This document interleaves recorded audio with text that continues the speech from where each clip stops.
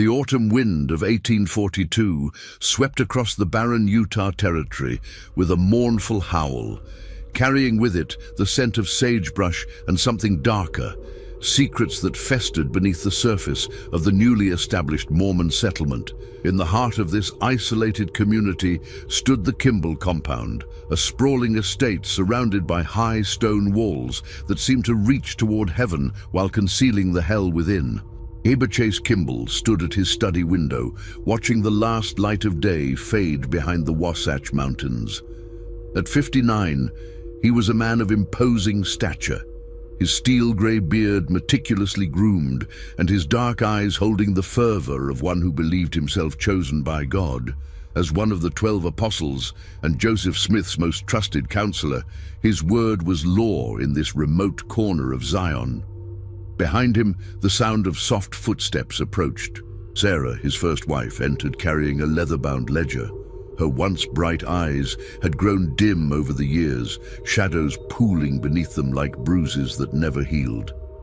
"The evening preparations are complete, Heber," she whispered, her voice barely audible above the wind rattling the windows. Kimball turned, his gaze falling upon the ledger in her trembling hands.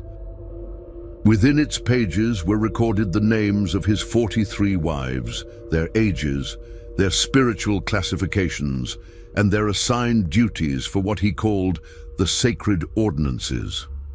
The youngest entry bore the name Mary Elizabeth, age 12, sealed to him just 3 months prior in a ceremony, witnessed only by his most trusted inner circle. "And the new vessel?" he asked, using the term he reserved for his youngest wives. "Has she been properly instructed?" Sarah's jaw tightened almost imperceptibly. "Rebecca has prepared her according to your specifications." Rebecca Swain Williams, his 4th wife, had become his enforcer over the years, a woman broken so thoroughly that she now served as the instrument of others' breaking. She moved through the compound like a specter, her hollow eyes reflecting the same emptiness that had consumed her soul during her own initiation years before. In the basement of the main house, behind a door marked with symbols that Kimball claimed were revealed to him in divine vision, lay the Chamber of Purification. The room was sparse, save for a wooden altar covered in white cloth, candles arranged in precise patterns, and walls lined with scriptures that had been twisted to justify the unspeakable. As darkness settled over the compound, the sound of a bell echoed through the corridors, 3 chimes that sent a chill through every woman in the house. It was the signal for the evening's spiritual instruction, a ritual that had evolved from Kimball's interpretation of celestial marriage into something far more sinister. Young Mary Elizabeth sat in her small room, her hands folded in prayer as she had been taught. At 12, she possessed the innocent beauty that Kimball claimed was closest to divine perfection. Her blonde hair fell in waves around her shoulders, and her blue eyes still held traces of the childhood that was being systematically stripped away. A soft knock came at her door. "It's time, dear one," came Rebecca's voice, hollow and mechanical. Mary Elizabeth rose on unsteady legs, her white ceremonial dress rustling as she moved. She had been told that tonight she would receive her highest blessing, that she would be elevated to a new level of spiritual understanding.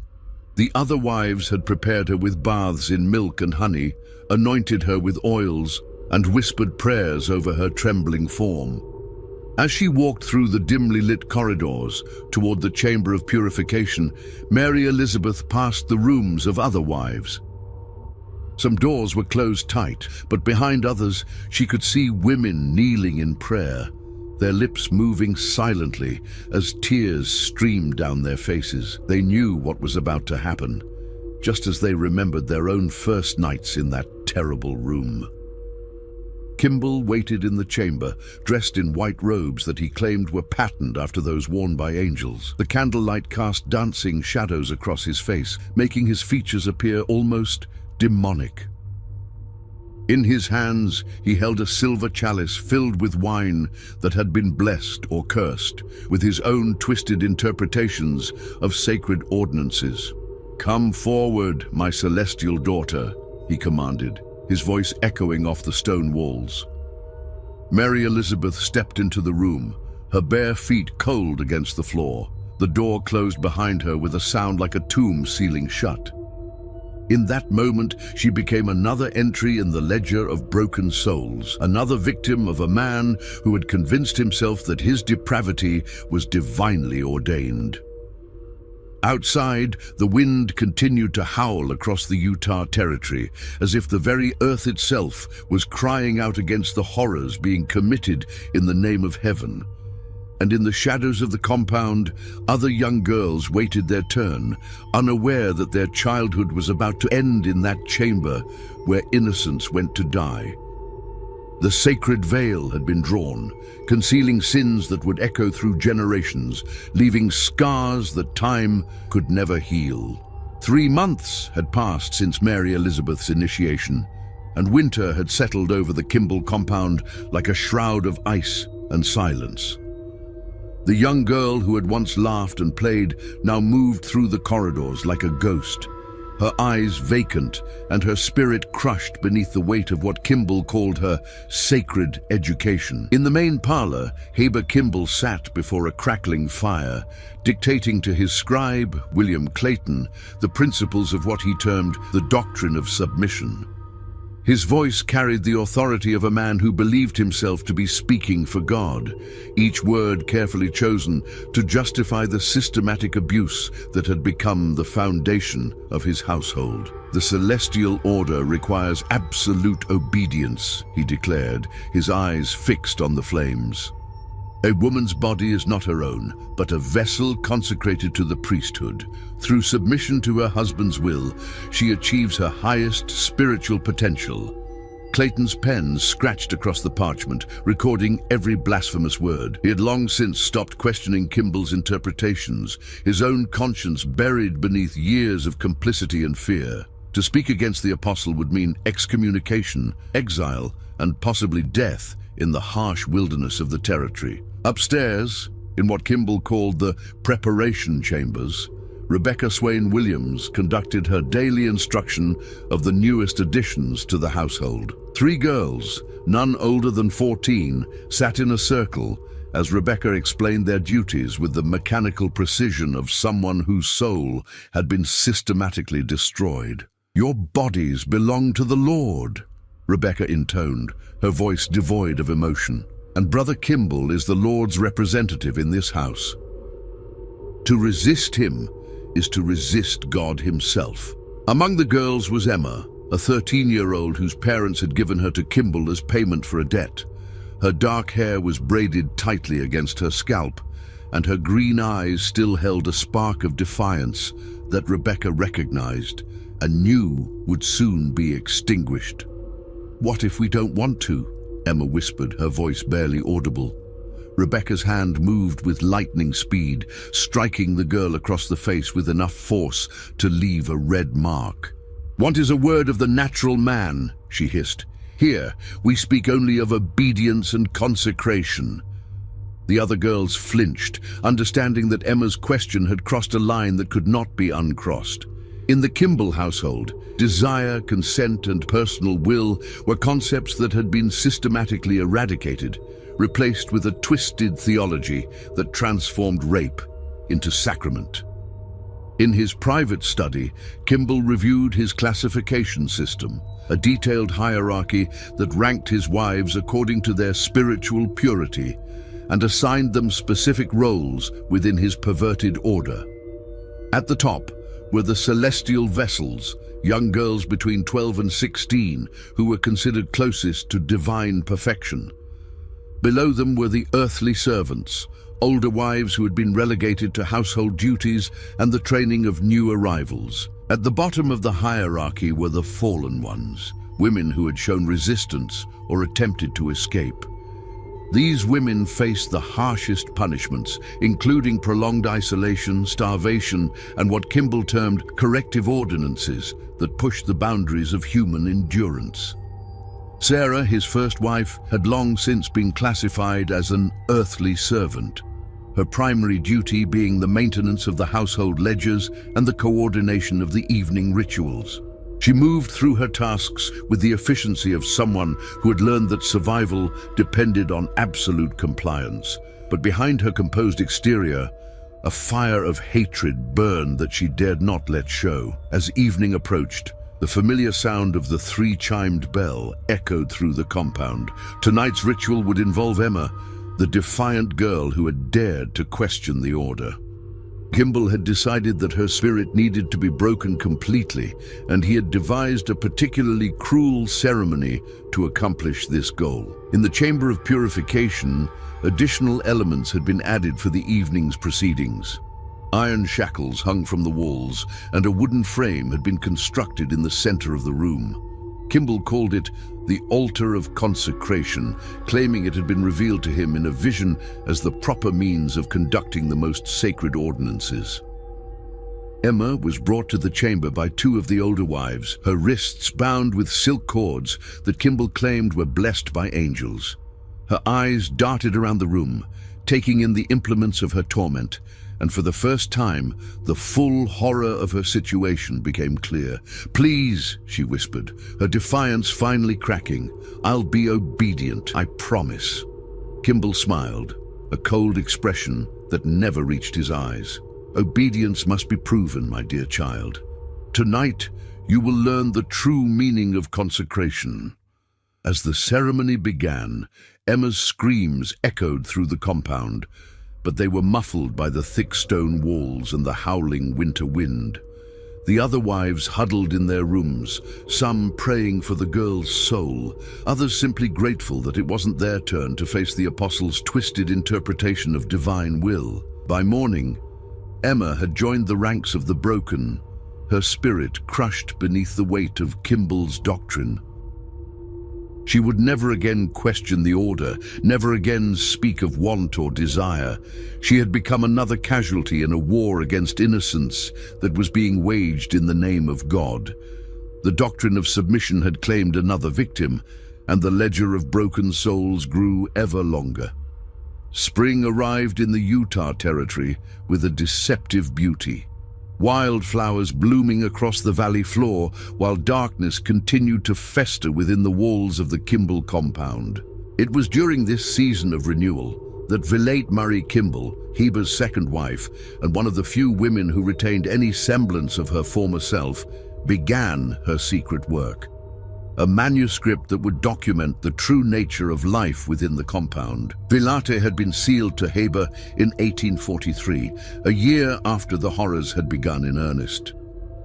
Unlike many of the younger wives, she had entered the marriage as an adult woman of 28, with enough life experience to recognize the evil that masqueraded as divine revelation.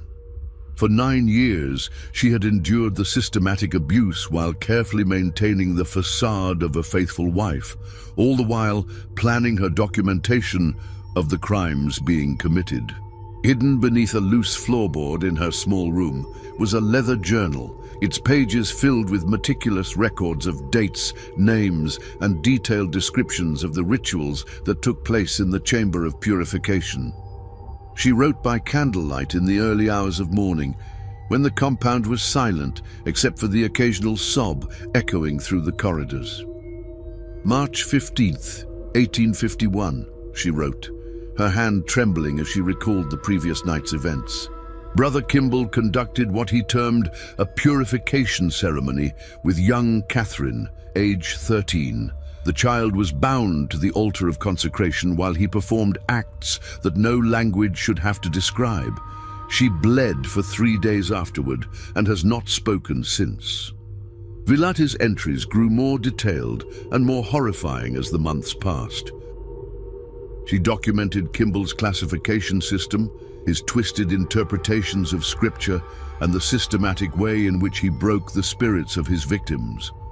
She recorded the names of every girl who had suffered, their ages, and the specific torments they had endured.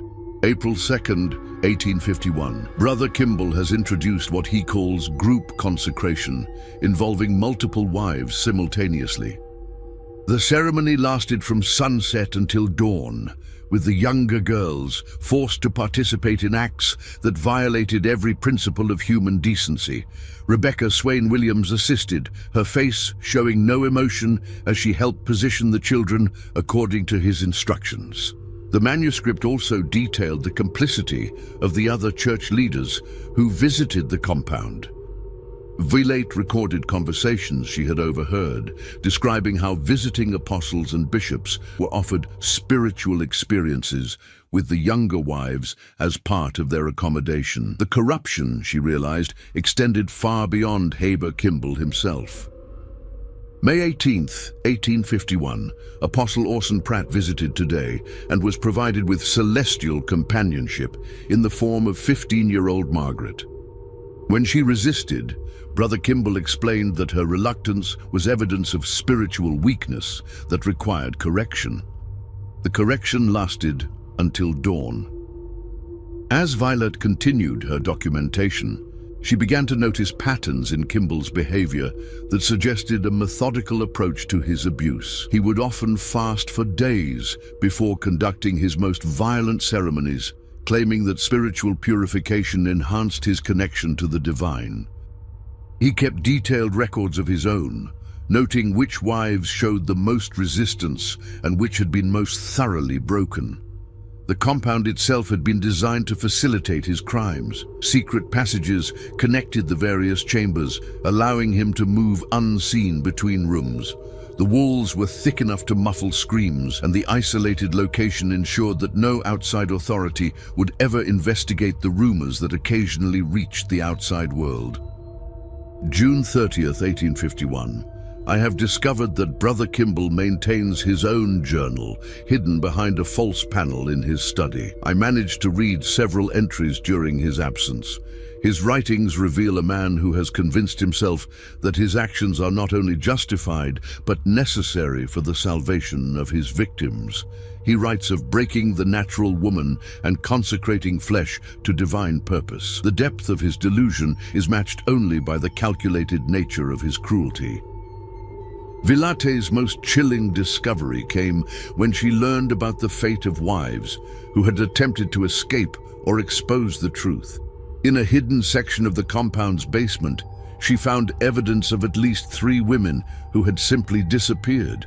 Their belongings remained in their rooms, but they were never seen again. Kimball explained their absence by claiming they had been translated to a higher sphere of existence. August 12, 1851. I fear I have discovered the truth about Sister Martha, who vanished last winter.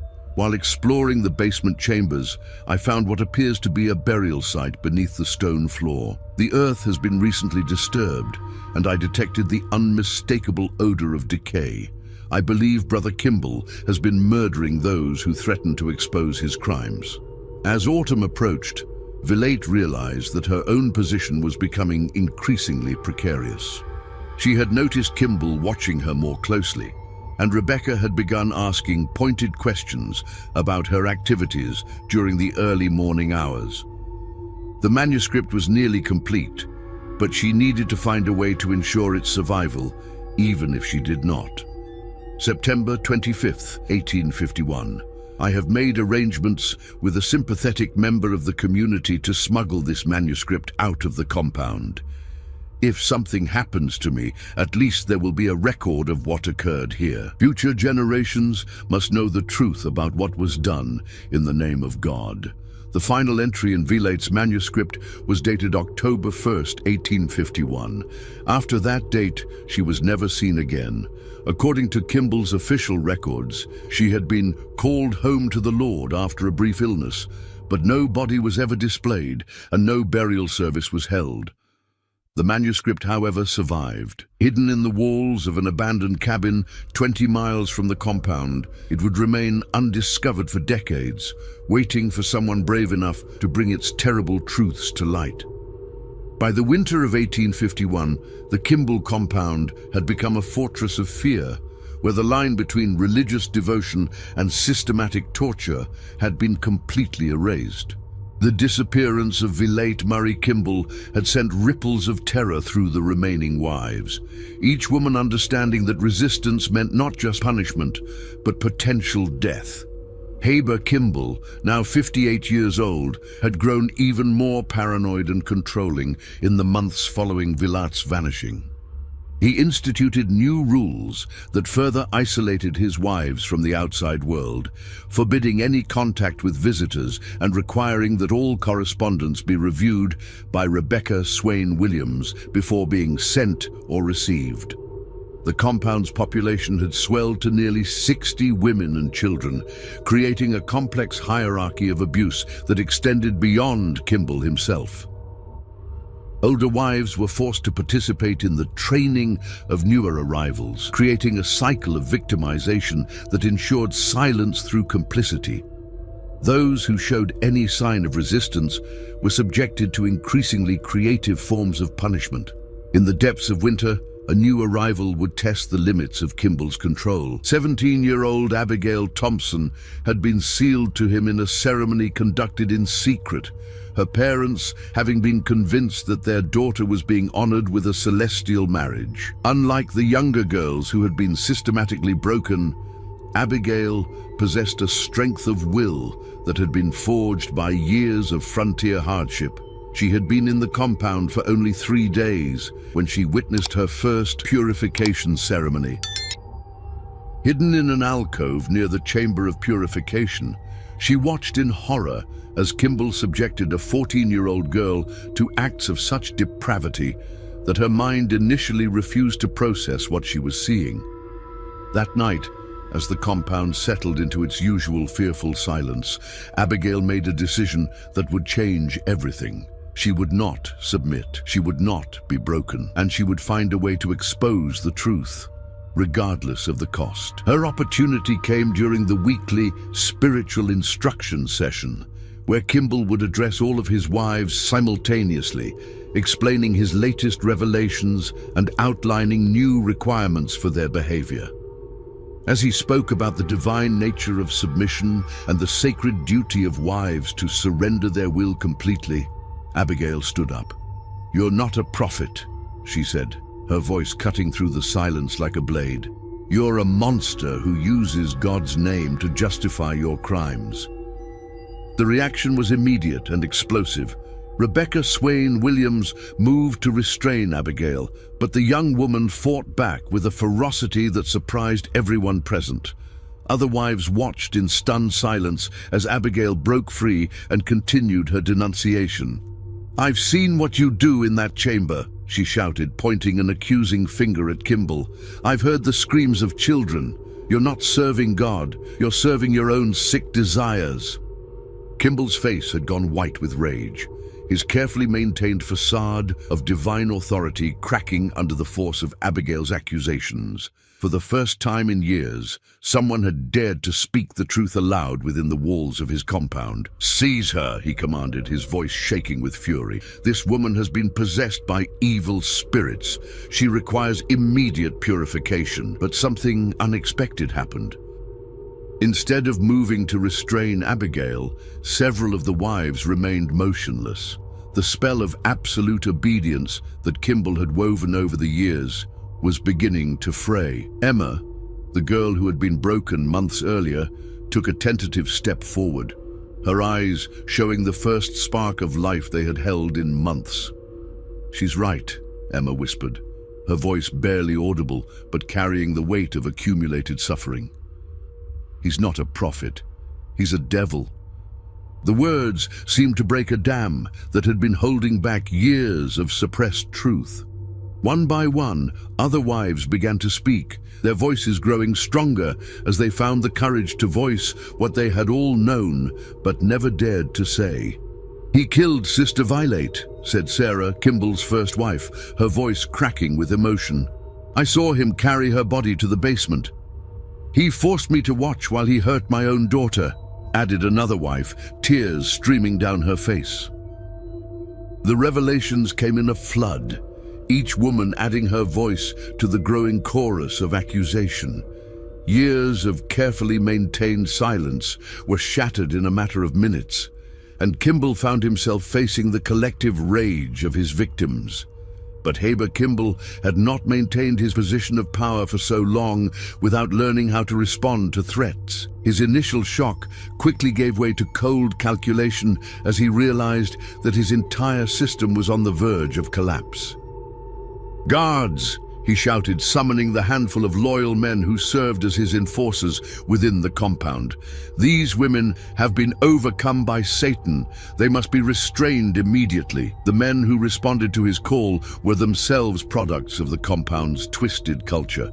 Sons and nephews who had been raised to view women as property and to see Kimball's authority as absolute. They moved to surround the rebellious wives, but their advance was met with unexpected resistance.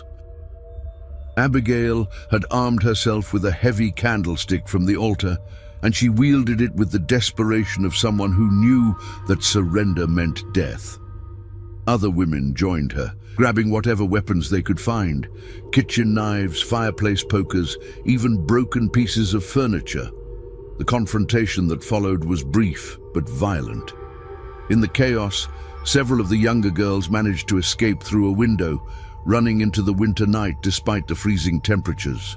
Their screams echoed across the valley, finally breaking the silence that had shrouded the compound's crimes for so long. When the dust settled, Abigail lay unconscious on the floor, blood pooling beneath her head from a blow delivered by one of Kimball's enforcers. Several other wives had been subdued and restrained, but the damage to Kimball's authority was irreversible. As he looked around at the destruction in his parlor, Heber Kimball realized that his carefully constructed kingdom of abuse was crumbling. The breaking point had been reached, and there would be no going back to the way things were. The question now was not whether his crimes would be exposed, but how far he would go to prevent that exposure from reaching the outside world. The escaped girls stumbled through the frozen wilderness for hours before reaching the nearest settlement, their bare feet leaving bloody tracks in the snow. Their arrival at the small trading post of Cedar Valley created an immediate sensation, as their torn clothing and obvious injuries told a story that no one wanted to believe, but could not ignore. Samuel Morrison, the territorial marshal, was summoned immediately. A grizzled veteran of frontier justice, Morrison had heard whispers about the Kimball compound for years, but the influence of the Mormon church hierarchy had always prevented any official investigation. Now, faced with physical evidence of abuse in the form of traumatized children, he could no longer turn a blind eye. "Tell me what happened," Morrison said gently, kneeling beside the youngest of the escapees, a 12-year-old girl named Lucy, whose eyes held the hollow stare of someone who had seen too much. "Brother Kimball, he hurt us," Lucy whispered, her voice barely audible. "He said it was God's will, but it wasn't. It was evil." As Morrison gathered testimony from the escaped girls, a picture emerged that was even worse than the rumors had suggested. The systematic abuse, the classification system, the ritualized torture, all of it was documented in heartbreaking detail by children who had been forced to endure the unthinkable. Meanwhile, back at the compound, Heber Kimball was implementing what he called his final revelation. Realizing that his exposure was inevitable, he had decided that if he could not maintain his earthly kingdom, he would ensure that no witnesses survived to testify against him. "Gather all the wives in the main hall," he commanded Rebecca Swain Williams, his voice carrying a cold finality that chilled her to the bone. "Tell them we are preparing for translation to the celestial kingdom." Rebecca understood immediately what he meant.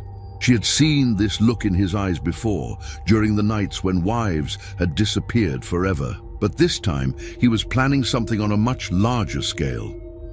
As the remaining wives were assembled, Kimball stood before them, dressed in his ceremonial white robes, a silver chalice in his hands, filled with wine that had been laced with poison. He spoke of divine judgment, of the need to escape the corruption of the earthly world, of the glorious reunion that awaited them in the next life. "Drink," he commanded, offering the chalice to Sarah, his first wife, "and be cleansed of all earthly sin." Sarah looked into the cup, then into Kimball's eyes, and saw her own death reflected there. But instead of drinking, she threw the chalice to the floor, the poisoned wine spreading across the wooden boards like spilled blood. "No more," she said, her voice steady despite the terror in her heart. "I will not die for your sins." Her defiance sparked another rebellion, but this time Kimball was prepared. His enforcers moved quickly to restrain the women, while he retreated to his study to retrieve a loaded rifle. If they would not die willingly, he would ensure their silence through more direct means. The sound of gunshots echoed across the valley as Marshal Morrison and his hastily assembled posse approached the compound. They had ridden hard through the night, driven by the urgency of the girl's testimony and the growing certainty that more lives hung in the balance. "Surround the building," Morrison ordered his men. "No one gets out alive unless they surrender peacefully." Inside the compound, chaos reigned. Kimball moved from room to room, hunting down his wives with methodical precision. Some he shot outright, others he cornered and killed with his bare hands, his face twisted with a rage that had finally consumed what remained of his sanity. Emma, the girl who had found her voice during Abigail's rebellion, hid in a closet as Kimball's footsteps approached her room. She could hear him calling her name, his voice sing-song and terrifying as he searched for her. "Come out, my dear," he crooned. "It's time for your final purification." The door to her hiding place was torn open, and Kimball's face appeared, his eyes wild with madness. But before he could reach for her, the sound of splintering wood announced the arrival of the marshal's men. "Drop your weapon!" Morrison shouted, his own rifle trained on Kimball's chest. For a moment, the two men faced each other across the blood-soaked room. Kimball's rifle was still pointed at Emma, who cowered in the corner, while Morrison's finger tightened on his trigger. "You don't understand," Kimball said, his voice taking on the persuasive tone he had used to justify years of abuse. "These women are my wives, sealed to me for eternity. I have the right—" "You have no rights here," Morrison interrupted. "Put down the gun." Instead of complying, Kimball turned his weapon toward Morrison, but the marshal was faster. The shot echoed through the compound like thunder, and Haber Kimball collapsed to the floor, his reign of terror finally ended. In the aftermath, as Morrison and his men searched the compound, the full scope of the horrors became clear. They found the hidden chambers, the torture devices, the burial sites in the basement, where at least 7 women had been interred. They discovered Kimball's journals, filled with detailed descriptions of his crimes and twisted justifications for his actions. Most importantly, they found Vilate's manuscript hidden in the walls where she had concealed it before her death. Her meticulous documentation provided irrefutable evidence of the systematic abuse that had taken place within the compound's walls. Of the 60 women and children who had lived in the compound, only 23 survived the final night. The others had either been killed by Kimball during his rampage or had died from their injuries in the years leading up to the confrontation. The survivors were taken to Salt Lake City, where they provided testimony that would eventually lead to a broader investigation of polygamous practices within the Mormon Church. Their courage in speaking out, despite the trauma they had endured, helped ensure that similar abuses would be more difficult to conceal in the future. But for many of the survivors, the reckoning was far from over. The psychological scars left by their experiences would never fully heal, and the shame and silence that had been imposed upon them would continue to affect their lives for decades to come. The Kimball compound was burned to the ground by order of the territorial government, but the evil that had taken place there would echo through generations, a reminder of what happens when religious authority is corrupted by unchecked power and twisted desire. 25 years had passed since the destruction of the Kimball compound, but the shadows of that terrible place continued to haunt the survivors and their descendants. The official records had been sealed by church authorities, the testimonies buried in government archives, and a conspiracy of silence had settled over the entire affair like a shroud. In 1876, Dr. Margaret Whitman, one of the first female physicians in the Utah Territory, was conducting research on hereditary trauma when she encountered something that would change her understanding of how evil perpetuates itself across generations. While treating patients at the Territorial Asylum in Provo, she discovered a pattern among the women confined there. Many were daughters or granddaughters of Kimball's survivors. The asylum's records showed a disturbing trend. Women from families connected to the compound exhibited rates of mental illness, self-harm, and what the doctors termed hysteria that were far above the general population. More troubling still, many of these women spoke in their delirium of nightmares involving white-robed figures, underground chambers, and ritualistic abuse that mirrored the documented crimes of Heber Kimball. Whitman's investigation led her to Emma Patterson, now 41 years old and one of the few survivors still alive. Emma had married a kind man named Thomas Patterson and had tried to build a normal life, but the trauma of her childhood had never left her. She suffered from what would later be recognized as severe post-traumatic stress disorder, experiencing flashbacks, nightmares, and periods of dissociation that left her unable to function. "The dreams never stop," Emma told Dr. Whitman during one of their sessions. "I see his face, hear his voice telling us we're being purified. And now I see my own daughter in those dreams." Emma's daughter, 16-year-old Catherine, had begun exhibiting disturbing behaviors that seemed to echo the trauma her mother had experienced. She would sleepwalk to the basement of their home, where she would be found kneeling in prayer positions, speaking in tongues about purification and celestial marriage. During these episodes, her voice would change, taking on the cadence and vocabulary of someone much older. "It's as if she's channeling the voices of the women who died in that place," Emma whispered, her hands shaking as she spoke. "Sometimes I hear her talking to someone named Vilate, having conversations about hiding manuscripts and escaping from chambers." Dr. Whitman documented similar cases throughout the territory. Children and grandchildren of survivors were experiencing what she termed inherited nightmares, detailed visions of events they could not possibly have witnessed, spoken in voices that belonged to the dead. The phenomenon defied medical explanation, but the consistency of the accounts was undeniable. In her private notes, Dr. Whitman wrote, "It appears that trauma of sufficient intensity can somehow imprint itself upon the very essence of a family line, passing from mother to daughter like a hereditary disease of the soul. These children are experiencing memories that are not their own, carrying the pain of ancestors who died in silence." The most disturbing case involved the Morrison family.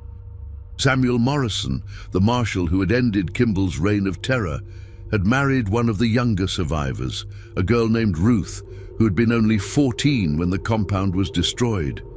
Their son, now 23, had begun experiencing what he described as visitations from his mother's past. "I see them in the basement," young Samuel Morrison told Dr. Whitman. "The women who were buried there, they're trying to tell me something, but I can't understand the words. They point to the walls, to places where something is hidden." Acting on these visions, Morrison had returned to the site of the destroyed compound, now overgrown with sagebrush and marked only by scattered foundation stones. Using his son's descriptions as a guide, he had excavated several locations and discovered additional evidence that had been missed during the original investigation. Personal belongings, fragments of journals, and most significantly, a collection of children's drawings that depicted the abuse in heartbreaking detail. The drawings, created by the youngest victims as a way of processing their trauma, showed scenes that matched the documented accounts with terrifying accuracy. But they also revealed new horrors, rituals involving multiple perpetrators, visiting church officials participating in the abuse, and evidence of a network of similar compounds throughout the territory. Dr. Whitman realized that the Kimball compound had not been an isolated incident, but part of a larger pattern of abuse that had been systematically covered up by church authorities. The curse that seemed to affect the survivors' families was not supernatural but psychological, the result of secrets that had been buried so deeply that they could only emerge through the unconscious minds of subsequent generations. Her research was abruptly terminated when church officials learned of her work. Dr. Whitman was stripped of her medical license and forced to leave the territory, her notes and files confiscated and destroyed. The official explanation was that she had been conducting inappropriate research into sacred matters, but the real reason was clear. She had come too close to exposing truths that powerful people wanted to remain hidden.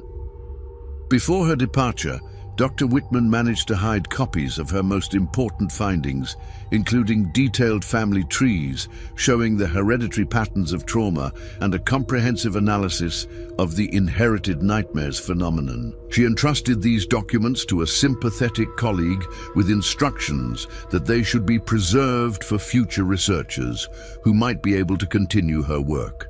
The last entry in her hidden journal, dated December 15, 1876, read, "The evil that was done in that place has not died with its perpetrator. It lives on in the minds and souls of the innocent, passed down like a genetic curse from one generation to the next. Until the truth is fully revealed and acknowledged, the victims will never truly be free. The silence itself has become a form of ongoing abuse, ensuring that the suffering continues long after the original crimes have ended." As the 19th century drew to a close, the descendants of Kimball's victims continued to struggle with their inherited burden of trauma. Some families left the territory entirely, hoping that distance would break the cycle of nightmares and visions. Others remained, bound by ties of community and faith to the land where their ancestors had suffered. But in every generation, there were those who experienced the dreams, who heard the voices of the dead, who felt compelled to search for hidden truths that had been buried beneath decades of official denial. The curse of silence had indeed been cast upon the Kimball family line, but it was a curse of human making, the result of a conspiracy to hide the truth that had transformed the victim's pain into a hereditary burden. The manuscript that Vilate Murray Kimball had hidden in the walls of an abandoned cabin remained undiscovered, waiting for someone with the courage to bring its terrible revelations to light. And in the dreams of her descendants, she continued to point the way, her spirit unable to rest until justice was finally served and the silence was broken forever. The most horrific sexual practices of the Kimball family had ended with Haber's death, but their legacy lived on in the shattered minds and broken spirits of those who carried the memory of that evil in their very blood. The true horror was not just what had been done, but how thoroughly it had been hidden, ensuring that the victim's suffering would echo through time until someone finally found the courage to speak the truth that had been buried.